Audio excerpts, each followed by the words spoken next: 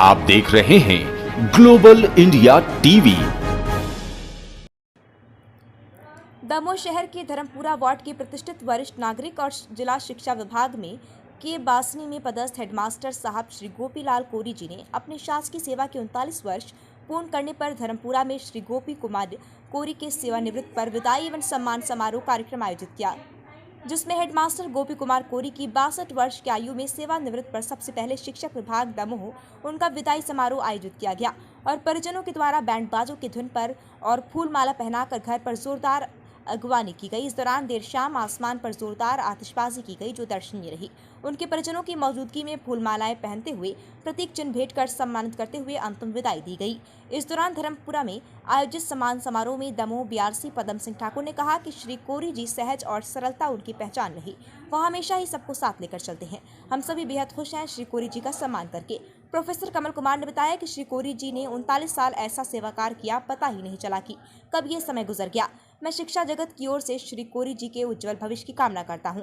इस दौरान कवि मुरारी लाल कोरी ने अपने विचार व्यक्त करते हुए कहा कि श्री गोपी लाल जी ने शासकीय सेवा के साथ अपने परिवार को भी आगे बढ़ाने का कार्य किया है, जो उनके लिए उपलब्धि है। उन्होंने इस दौरान सबको एकता के सूत्र में बांधने का कार्य किया है। सम्मान समारोह कार्यक्रम का सफल संचालन मोंटी रैकवार व आभार पटवारी सचिन कटारिया के द्वारा व्यक्त किया गया। सम्मान समारोह कार्यक्रम में प्रमुख रूप गोपी लाल कोरी, पदम सिंह ठाकुर, मोंटी रैकवार, सचिन कटारिया, सामिक खान, लोकेश रोहिताश, संतोष कोरी, वर्षा कटारिया के अलावा बड़ी संख्या में आमजन की मौजूदगी रही। दमोह से उपेंद्र राजा ठाकुर की रिपोर्ट। ऐसा है कि हमारे बीच में हमारे बड़े भाई गोपी प्रसाद कोरी का विदाई समारोह जो है बड़े जोर शोर से मनाया जा रहा है। और ये विदाई समारोह नहीं है, ये तो ये एक चलन है कि जो भी व्यक्ति नौकरी में आता है उसे एक न एक दिन अपनी नौकरी करने के बाद और उससे निवृत्ति करना पड़ती है। शासन के निर्देश है। बड़ा ही मनोरम माहौल बना हुआ है, क्योंकि शासकीय सेवा का एक पहलू होता है सेवानिवृत्ति का, तो ये तो एक जीवन का एक पड़ाव है। मैं गोपी प्रसाद जी से केवल एक ही बात कहना चाहता हूँ कि ये अब एक नए जीवन की शुरुआत है। श्री